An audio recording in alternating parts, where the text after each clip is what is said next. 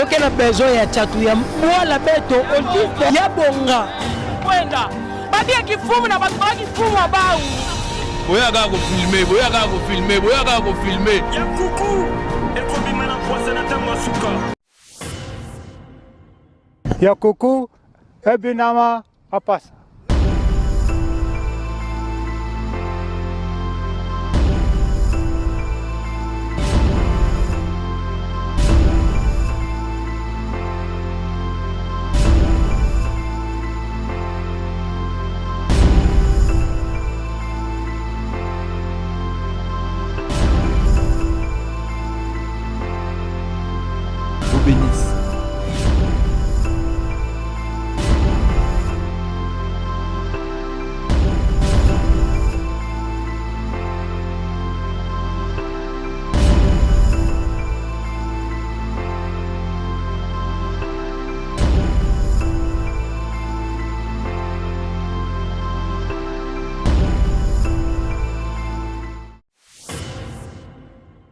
Ya kuku ebinama apasa. Mbote na bino baye bozuli bakwa kolanda magazine Mposa o ezali liso pe lito ya bino bana Congo partout na monde. To fongola magazine ya lelo na gouvernorat ya Congo central, le pa yuapi gouverneur de province atuma tubo na kuluki kundi ya mbote alansaki message na o etali ko mata ya biloko na wenze. Eli Malonda abimisi na Mposa.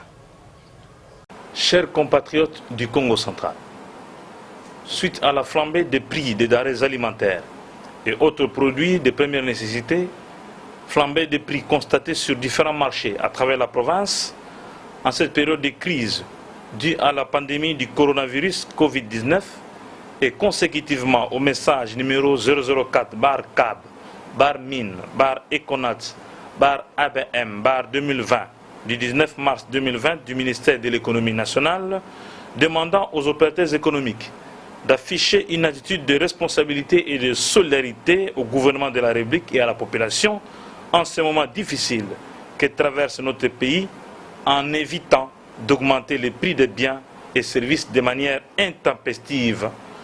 Je demande à ces opérateurs économiques, grossistes et demi-grossistes, petits commerçants, revendeurs, distributeurs et autres détaillants qui seraient à la base de la hausse vertigineuse des prix de biens et de services, surtout des produits alimentaires et sanitaires indispensables à la population en cette période difficile, de revenir au bon sentiment et d'appliquer à leurs produits les prix initiaux auxquels ils étaient vendus avant le début de la pandémie du coronavirus. Je vous signifie que cette période de sensibilisation court jusqu'au mercredi 15 avril 2020 à minuit. À partir du jeudi 16 avril 2020, les inspecteurs économiques seront déployés sur terrain à travers toute la province pour constater les infractions en la matière et faire appliquer la rigueur de la loi à tous les récalcitrants qui ne s'en prendront qu'à eux-mêmes.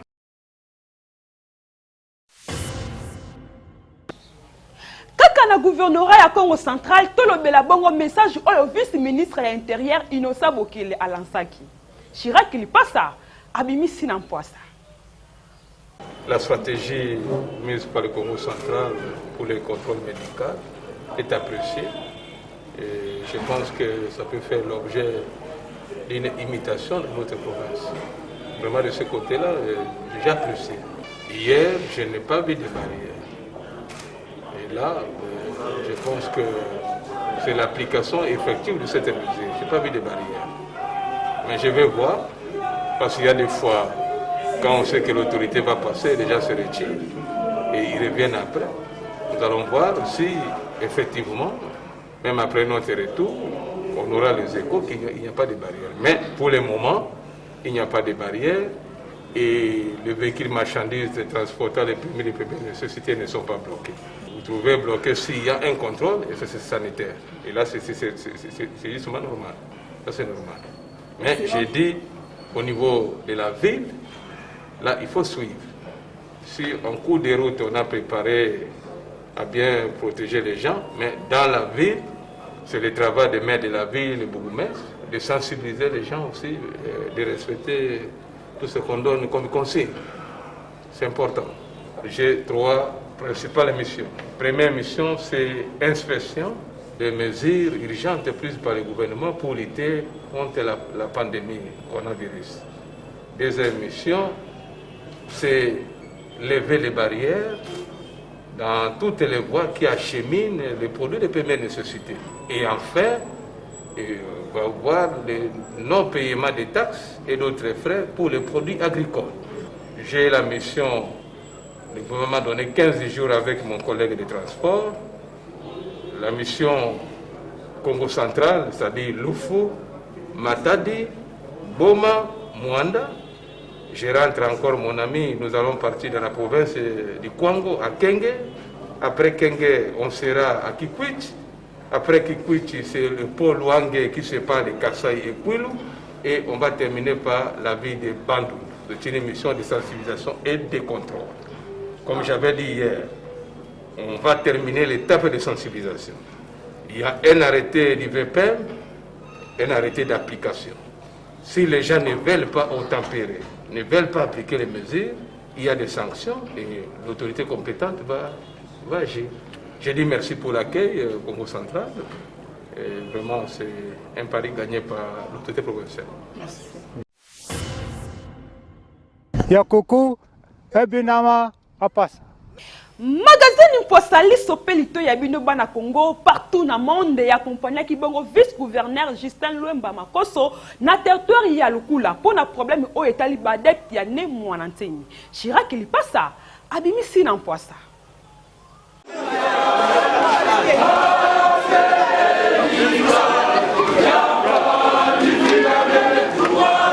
Na tongo ya lundi 13 avril 2020, magazine Poissa oyo ezali bongo charge ya ba magazine ya Congo central tope ya Congo mobimba partout na monde ekendaki bongo na agglomération ya Kisundi Lemba na territoire ya Lukula na district ya Bas-Fleuve pona ko accompagner le vice-gouverneur ya Congo central son excellence Justin Luemba Makoso na tina oyo etali kobima na balabala ya bandeko na biso ya Bundu dia Congo tope BDK na Mukuse pona ko revendiquer ba droit na bango. Azalaki bongo accompagné na honorable Pierrot Mvumbi oyo azali bongo député provincial ya Congo central.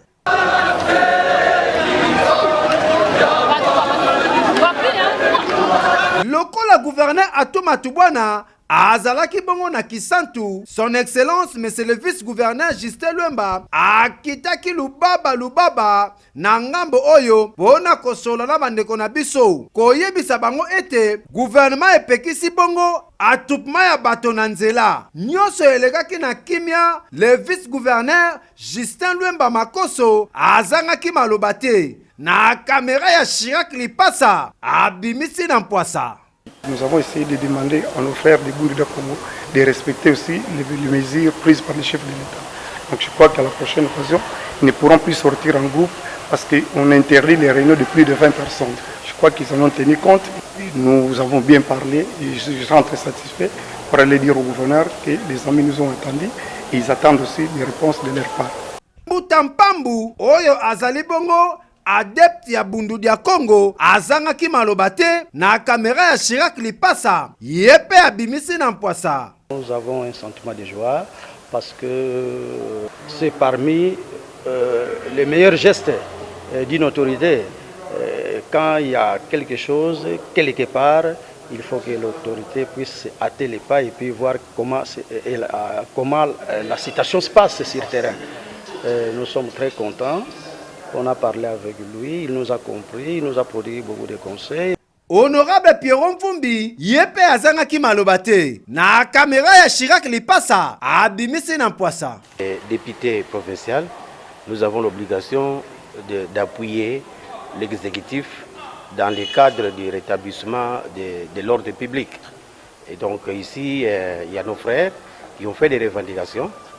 Et donc nous étions bien obligés d'accompagner l'exécutif, les appuyer. Magazine Poissa esepeli na geste oyo vice-gouverneur asalaki tango kaka ayokaki ete bandeko na biso ya territoire ya Lukula na district ya Bas-Fleuve babimaki bongo na tina ya kotambola. Pe epesi merci gouverneur de province Atuma Tubwana Nkundia Mbote oyo tango ayokaki makambo na territoire ya Lukula atindaki vice gouverneur po na asilisa yango. Pe lobi toluli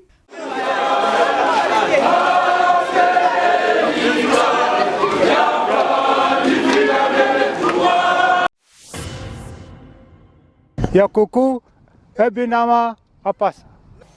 Magazine Mposa lisope lito ya bino bana Congo partout na monde ekitaki na terrain pona kolandela misala malamu ya maire de la ville Pati Nzuzi na oetali éclairage public na ville ya Matadi. Eli Malonda abimisi na Mposa.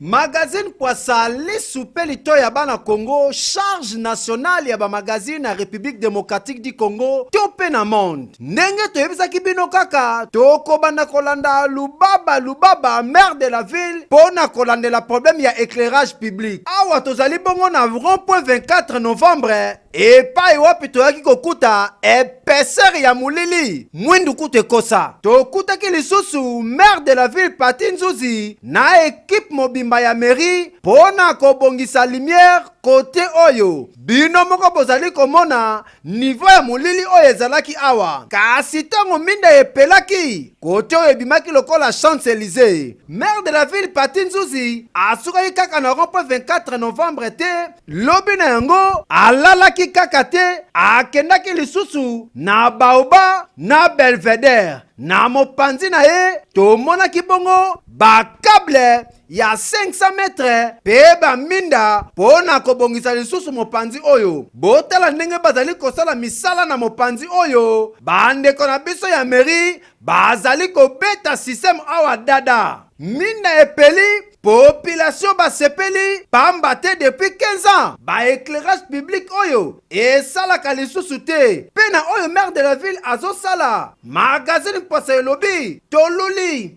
boyoka habitant ya Baoba na ya Belvedere na kamera ya Eli Malonda babimisi na Poissa.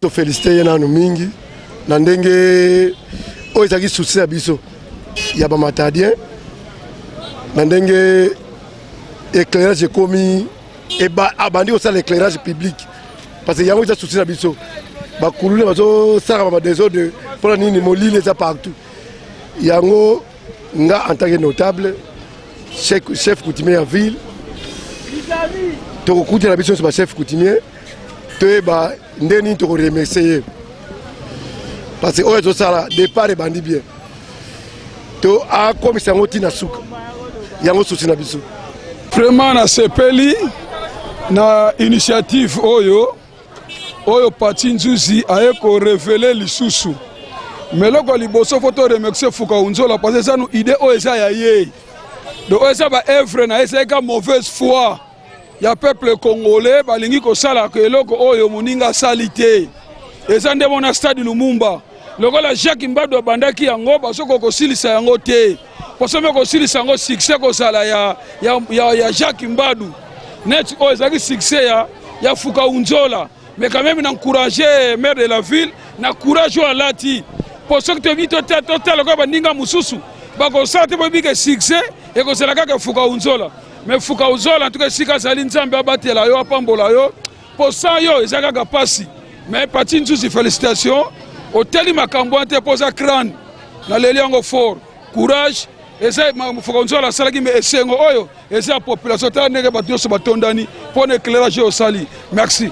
Pas gouverner en kama sali biso pour kama mwinda tozaki na insécurité makasi na kata kacha Baoba oyo mais loko to tche jour wana kutu bakuna bayela ki biso awa mais tozaki na insécurité mingi ça pour la nini molili to balomona bango te heureusement kutu baleka ki na air moko ya bien to monde bango to kimi na bandako en tout cas to sepe nze batie biso lumière oyo papa gouverner to sepe li mingi ville na pisenge merci mingi na ndenga sali biso boye tika nzambe pambola na misala zo sala kati ya mboka oyo alemba te asala bisika nyonso ezangi misala akokisa oyo nyonso ezangi akokisa. Merci banzela pe banzela ekomi muke ekomi bawenzela banzela moyo toteka ezate moyo bato makolo baleka ezate ka bawenze asala le tout abongisa likambo wana pe ya nzela. En tout cas merci maire de la ville. sepeli makasi na likanisi oyo maire de la ville asali mpona peuple bana Matadi parce que lumière to bono zanga lumière na kati ya ville na biso Matadi eza ba accès belé bano leka sans lumière mais loko asali to sepela ngo mingi makasi parce que lumière yango esalaka ata muto accès ezoleka na musika ozoyeba ke kuna accès ezoleka kuna parce que biso awa li Europe Belvedere ezalaka na minda te bampule kufa mete de moni mais de ville à kanisi peuple à Matadi a tel biso ba éclairage public to sepela makasi a continuer ba tina ba cesse ba banzela mususu ya santé ville à Matadi so kana ba rompote et comme rappelle ba nzela nyonso nzela bima pa ke ti Belvedere nzela nyonso wana fweza na minda nzela ba nyonso te comme na nzanza fweza na minda et ça la biso bien encourager kaka na musala ya zo sala. Yemoko maire de la ville kaka na idéologie ya patenge azotambola yemoko pona kotala soki misala ezosalema malamu azalaki yemoko te baakompanyaki ye na de bourgmestre ya commune ya Nzanza na ya Matadi. Mais c'est le maire de la ville azangaki susu maloba te na caméra ya Eli Malonda abimisi na Mpwasa Tololi. Ben, je vous ai dit que nous sommes en train de faire notre travail. Nous avons les directives reçues de l'autorité provinciale, l'environnement, la sécurité, sa population. Et là, le chef nous a demandé de voir l'éclairage public. Donc, nous sommes en train de voir et de remettre l'éclairage public. Parce que vous savez que ça date de plus de 10 ans ou 13 ans que la ville de Matadi n'a plus d'éclairage public. La vision ou les directives reçues de l'autorité est que nous puissions allumer l'éclairage public. Voilà que tu nous vois sur terrain, moi, accompagné des bourgmestres, et nous ne voyons pas qu'il fait tard. Un territorial n'a pas l'heure. L'heure, c'est à la population. L'heure, c'est pour travailler. Donc, comme l'a dit le chef de l'État, nous devons protéger sa population. Nous sommes là pour faire notre travail.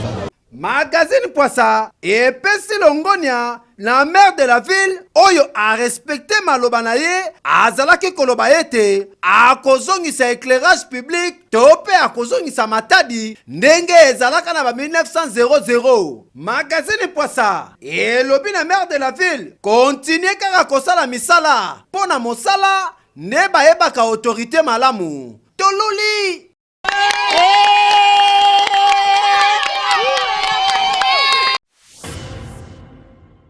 Ya Koko ebinama apasa. Magazine Mpwasa lisope lito ya bino bana Congo partout na monde ezali réflexion na likambo o etali bundu dia Congo o ezali église pe bundu dia Mayala o ezali parti politique ya Nemwanda Ntemi. Eli Malonda abimisi na Mpwasa.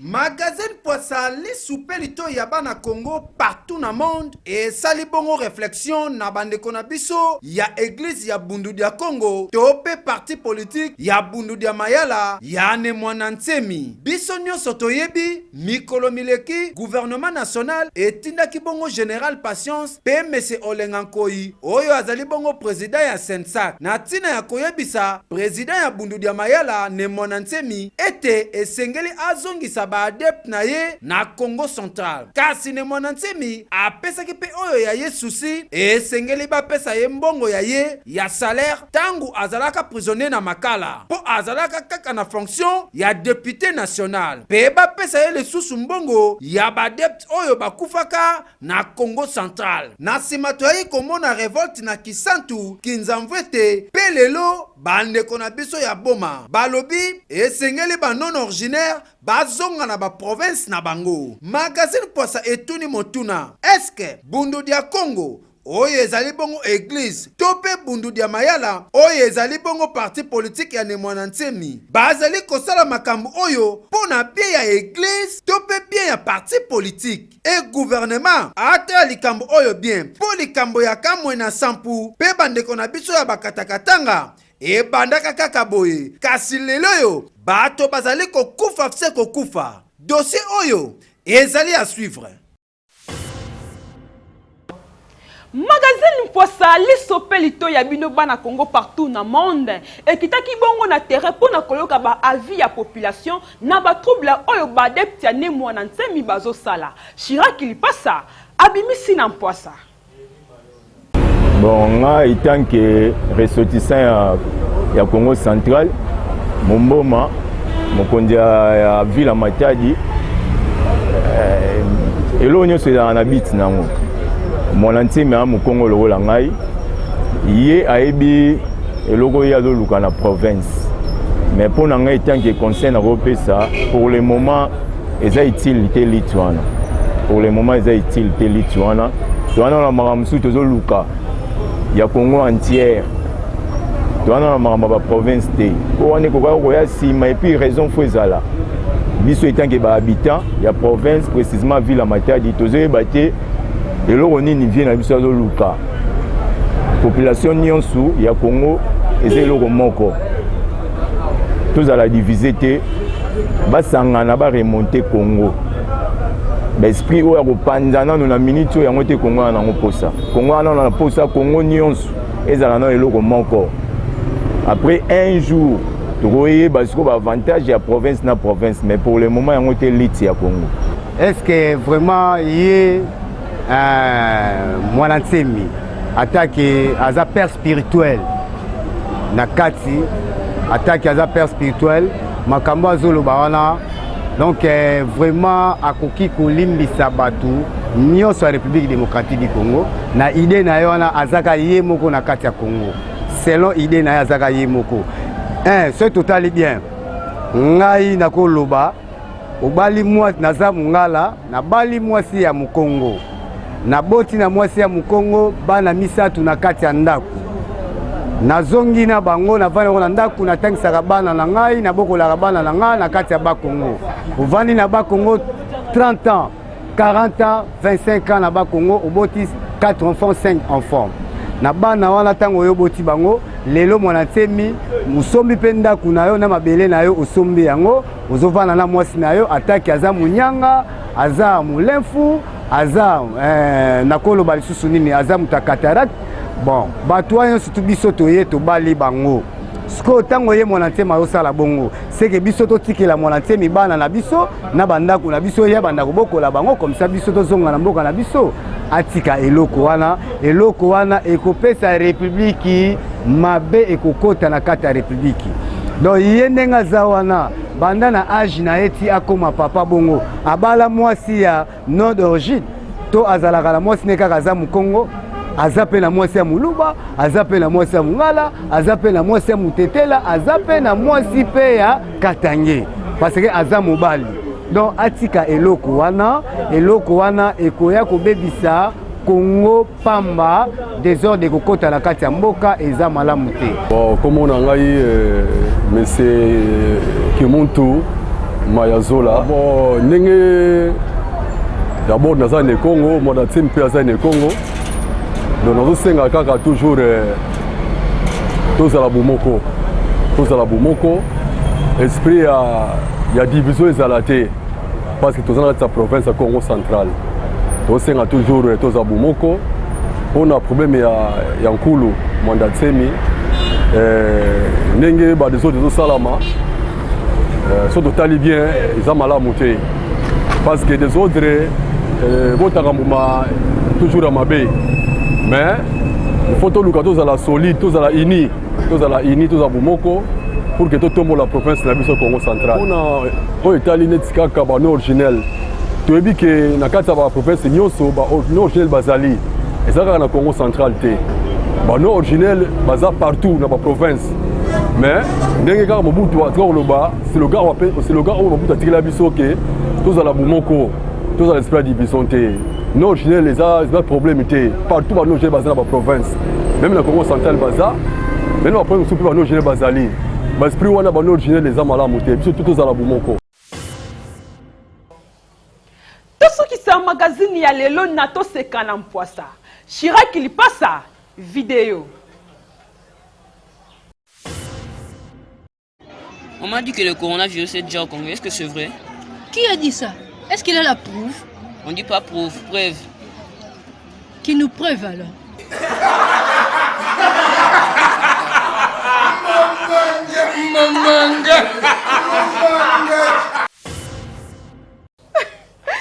Jonathan Tchakala qui nous preuve encore. Nato sekana mpoasande to suki si magazine ya pokwa lelo. Merci mingi na équipe technique pe équipe rédactionnelle. Oh bataki mayele pote bilu na banda kubu kwa posepela. Merci lisusu na ba partenaire na biso. Oh baso soutenir mosala ya poasa. Merci na Jérôme Mbenza le grand douanier. Merci na Big Boss Sango Mokonzi numéro masqué Alembia. Pona yo Iboko tikali likolo. Magazine mpwasa tokutani lobi. Tolili